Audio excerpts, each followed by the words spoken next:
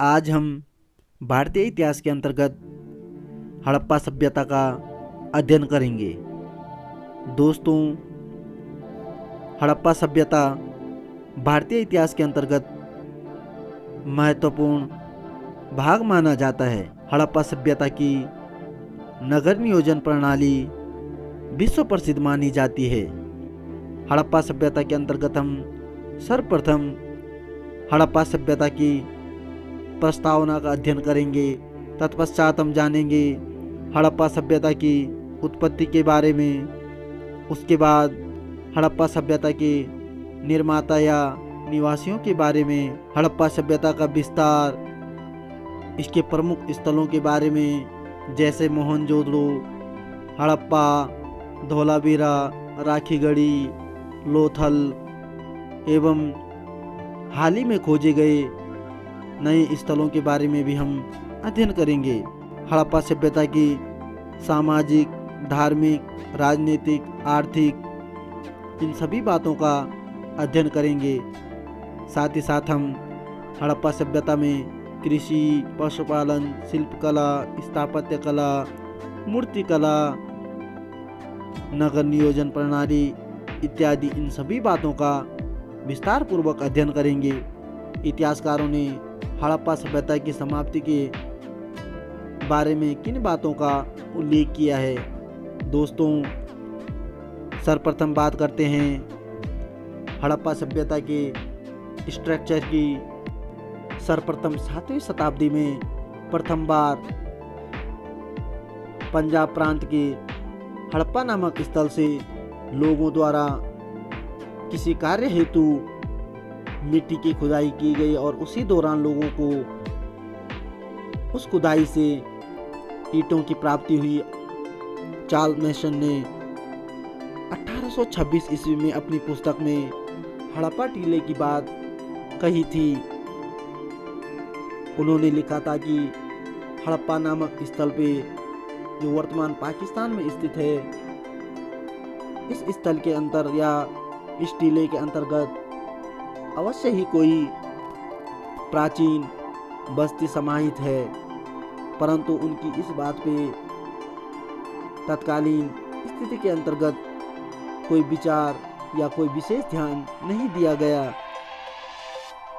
British अभियंता Alexander Cunningham, जो एक पुरातत्वविद थे, उनके सर्वेक्षण कार्य में 1856 ईस्वी में हड़प्पा सभ्यता का सर्वेक्षण किया गया। दोस्तों, 1856 ईस्वी में भारत के गवर्नर जनरल लॉर्ड डलहौजी हुआ करते थे। उनके कार्यकाल में ब्रिटिश इंजीनियर जेम्स बटन और विलियम बटन द्वारा लाहौर और कराची के मध्य रेलवे लाइन बिछाई जा रही थी। उसी दौरान रेलवे लाइन के निर्माण हेतु ईंटों की कमी होने के कारण वे पास के टीले में खुदाई करने के लिए कुछ मजदूरों को भेजते हैं और वहां से उन्हें कुछ ईंटें प्राप्त होती है जो रेलवे लाइन के कार्य हेतु प्रयोग किए जाते हैं। यहीं से सर्वप्रथम हड़प्पा सभ्यता के टीले की खोज मानी जाती है। अलेक्जेंडर कनिंघम के निर्देशन में भारतीय पुरातत्व विभाग की स्थापना की गई। अक्सर परीक्षाओं में पूछा जाता है कि भारत में सर्वप्रथम पुरातत्व विभाग की स्थापना कब की गई। तो दोस्तों, भारत में पुरातत्व विभाग की स्थापना 1861 ईस्वी में भारत के तत्कालीन वायसराय लॉर्ड कैनिंग के कार्यकाल में अलेक्जेंडर कनिंघम के निर्देशन पर भारतीय पुरातत्व विभाग की स्थापना की गई थी। दोस्तों, जैसे कि आप सभी को मालूम है, 1857 की क्रांति के पश्चात भारत में 1858 से एक एक्ट आया, जिस एक्ट में यह वर्णित था कि 1858 से पहले गवर्नर जनरल कहा जाने वाला व्यक्ति 1858 के एक्ट के बाद भारत का वायसराय कहा जाएगा। इसी कारण हम लॉर्ड कैनिंग को भारत के प्रथम वायसराय के नाम से भी जानते हैं और भारत के अंतिम गवर्नर जनरल नाम से भी जानते हैं। 1861 ईस्वी के बाद भारतीय पुरातत्व विभाग की स्थापना के बाद की बात करें तो 1902 ईस्वी में तत्कालीन वायसराय लॉर्ड कर्जन के द्वारा सर जॉन मार्शल को भारतीय पुरातत्व विभाग का महानिदेशक बनाया गया। जॉन मार्शल के कार्यकाल में 20वीं शताब्दी में सर्वप्रथम हड़प्पा सभ्यता का उत्खनन कार्य किया गया। दोस्तों, यह उत्खनन कार्य 1921 ईस्वी में दयाराम साहनी द्वारा हड़प्पा नामक स्थल पर किया गया था और हड़प्पा सभ्यता का सर्वप्रथम उत्खनन कार्य, या हम कह सकते हैं हड़प्पा सभ्यता का सर्वप्रथम नगर या स्थल दयाराम साहनी द्वारा 1921 ईस्वी में पाकिस्तान के हड़प्पा नामक स्थल में प्राप्त किया गया।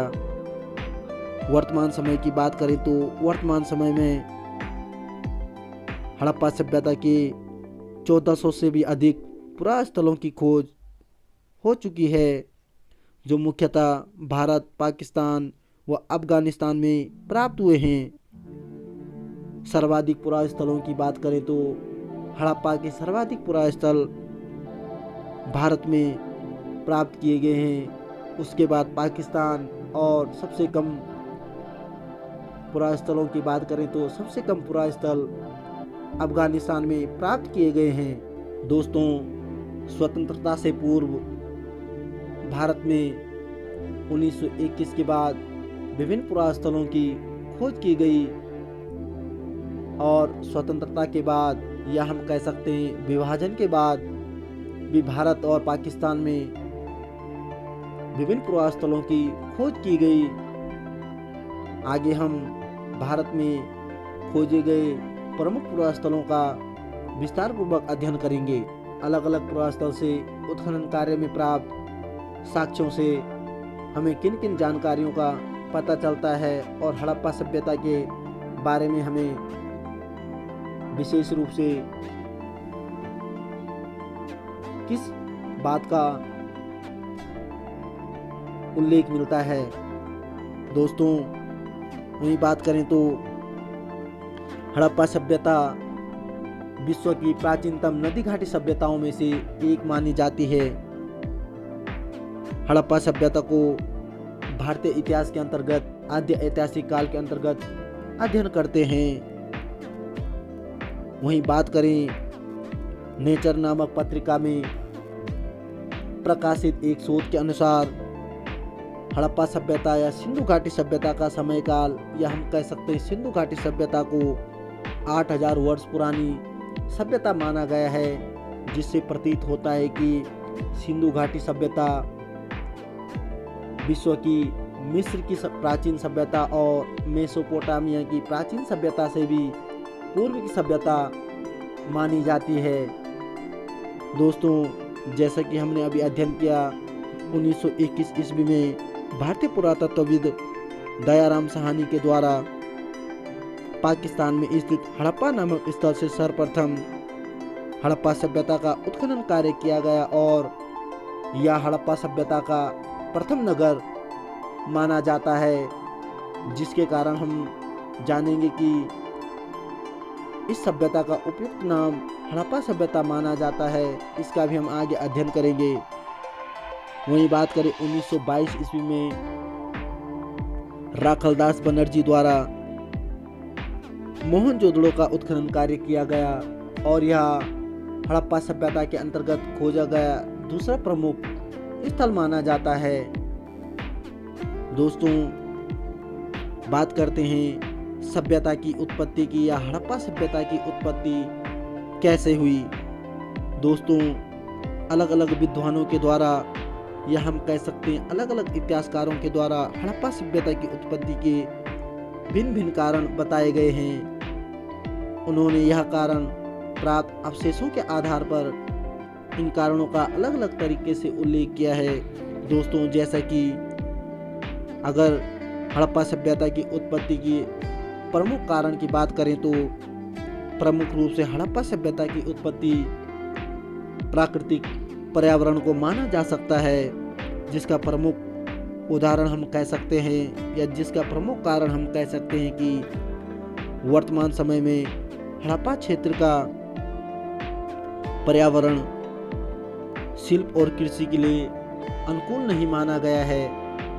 वहीं तत्कालीन समय की बात करें तो साक्ष्यों से प्राप्त होता है कि तत्कालीन समय में जब हड़प्पा सभ्यता का विकास चल रहा था, जिसका प्रमुख कारण हड़प्पा सभ्यता में तत्कालीन पर्यावरण स्थिति को माना जाता है।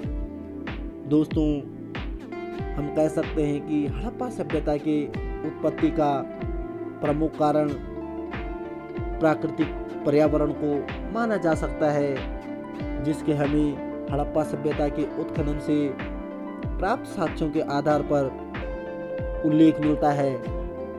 दोस्तों, वहीं बात करते हैं हड़प्पा सभ्यता के निर्माताओं या हड़प्पा सभ्यता के निवासियों की, तो हड़प्पा सभ्यता के निर्माता किन लोगों को माना जाता है, या हड़प्पा सभ्यता के निर्माता कौन लोग हुए, साक्ष्यों के आधार पर हम इनका अध्ययन करेंगे।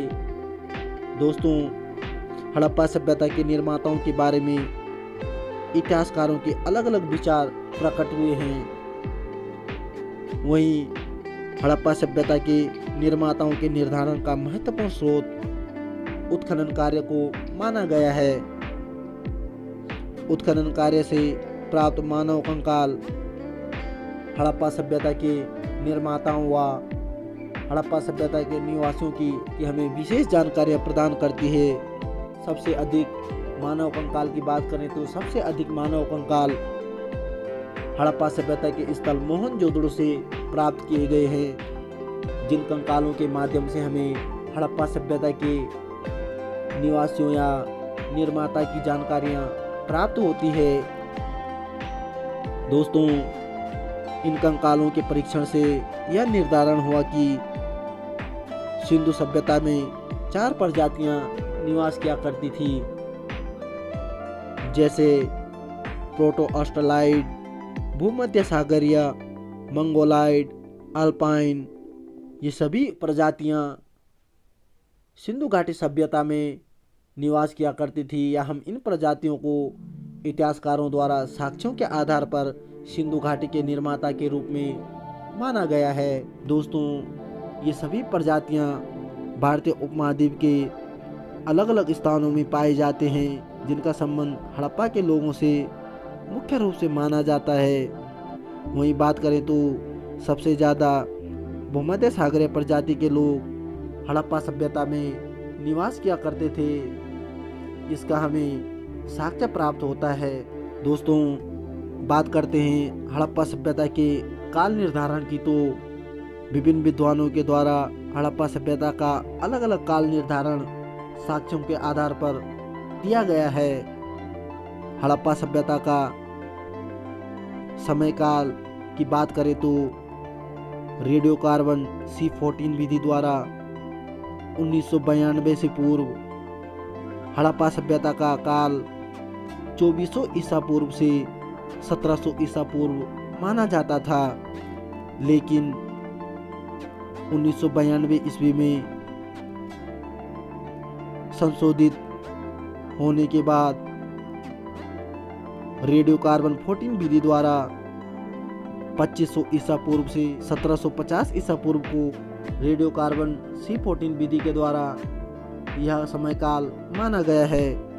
वहीं बात करें तो जैसा कि हमने अभी अध्ययन किया, नवीनतम खोजों के अनुसार सिंधु घाटी सभ्यता को 8000 वर्ष पुराना माना जाता है, जिसे मिस्र की प्राचीन सभ्यता और मेसोपोटामिया की प्राचीन सभ्यता से पहले की सभ्यता मानी जाती है। वर्तमान समय में सिंधु घाटी सभ्यता के विभिन्न नए नए स्थलों की खोज हुई है, जिनके अनुसार यह प्रमाण प्राप्त हुए हैं कि हड़प्पा सभ्यता विश्व की प्राचीन सभ्यता मानी जाती है। बात करते हैं हड़प्पा सभ्यता के नामकरण की, तो जैसा कि आप सभी को मालूम है, हड़प्पा सभ्यता को विभिन्न नामों से जाना जाता है, जैसे सिंधु घाटी सभ्यता, सिंधु सरस्वती सभ्यता, कांस्य युगीन सभ्यता, प्रथम नगरीय क्रांति सभ्यता, हड़प्पा सभ्यता, इन विभिन्न नामों से हड़प्पा सभ्यता को जाना जाता है। वहीं बात करें तो वे कौन से कारण हैं जिनके कारण विभिन्न नामों से हड़प्पा सभ्यता को या सिंधु घाटी सभ्यता को जाना जाता है। बात करते हैं सिंधु घाटी सभ्यता। इस सभ्यता का नाम क्यों माना जाता है? इसका प्रमुख कारण माना जाता है कि हड़प्पा सभ्यता के प्रारंभिक स्थल सिंधु नदी के आसपास केंद्रित होने के कारण इसे सिंधु घाटी सभ्यता के नाम से इतिहासकारों द्वारा संबोधित किया जाता है। वहीं बात करें इस सभ्यता को सिंधु सरस्वती सभ्यता क्यों कहा जाता है, तो कुछ इतिहासकारों के अनुसार हड़प्पा सभ्यता का मुख्य क्षेत्र सरस्वती तथा उसकी सहायक नदियों के क्षेत्र को माना जाता है, जिसके कारण इस सभ्यता को सिंधु सरस्वती सभ्यता नाम से जाना जाता है। दोस्तों, सिंधु सभ्यता को कांस्य युगीन सभ्यता की संज्ञा क्यों दी जाती है, तो इसका प्रमुख कारण सिंधु वासियों के द्वारा प्रथम बार तांबे के साथ टीन मिलाकर कांसा धातु तैयार किया गया था, जिसके कारण इसे इतिहासकारों के द्वारा कांस्य युगीन सभ्यता के नाम से जाना जाता है। वहीं बात करें तो सिंधु सभ्यता या हड़प्पा सभ्यता का उपयुक्त नाम इतिहासकारों के अनुसार इस सभ्यता का सबसे प्रचलित नाम हड़प्पा सभ्यता माना जाता है। जिसके प्रमुख कारण की बात करें तो जिसका प्रमुख कारण सर्वप्रथम हड़प्पा नामक स्थल की खोज 1921 ईस्वी में दयाराम साहनी द्वारा की जाने के कारण और हड़प्पा सभ्यता में प्रमुख केंद्र हड़प्पा नामक स्थल होने के कारण इस सभ्यता को हड़प्पा सभ्यता माना जाता है। दोस्तों, वहीं हड़प्पा सभ्यता के विस्तार की बात करें तो हड़प्पा सभ्यता का विस्तार भारतीय उपमहाद्वीप के पश्चिमोत्तर भाग में माना गया है। इसके फैलाव की बात करें तो उत्तर में जम्मू, दक्षिण में नर्मदा, पश्चिम में बलूचिस्तान और उत्तर पूर्व में मेरठ तक माना गया है। क्षेत्र के आकार की बात करें तो इसके क्षेत्र का आकार त्रिभुजाकार माना जाता है। वर्तमान समय में हड़प्पा सभ्यता के नए नए स्थलों का उत्खनन कार्य होने के कारण इसके आकार में परिवर्तन हुआ है।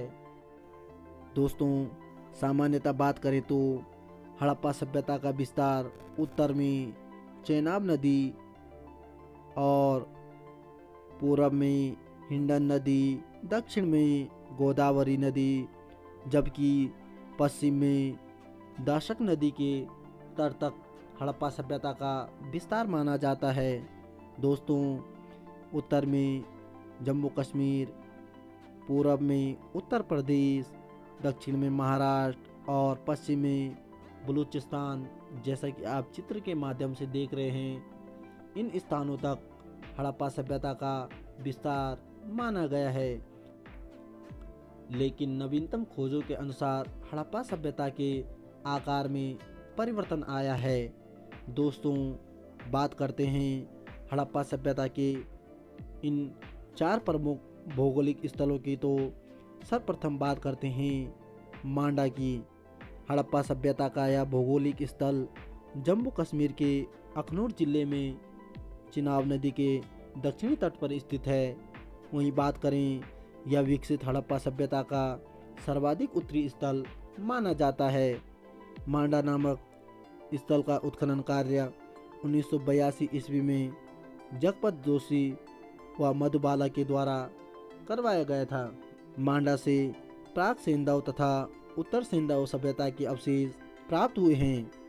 यहाँ से हड़प्पा कालीन मृदभांड तथा मिट्टी के अवशेष भी उत्खनन कार्य से प्राप्त किए गए हैं। वहीं बात करते हैं आलमगीरपुर मेरठ की, तो आलमगीरपुर मेरठ उत्तर प्रदेश में स्थित है। हड़प्पा सभ्यता का यह भौगोलिक स्थल उत्तर प्रदेश के मेरठ जिले में हिंडन नदी के तट पर स्थित है। दोस्तों, हिंडन नदी की बात करें तो हिंडन नदी को यमुना की सहायक नदी माना जाता है।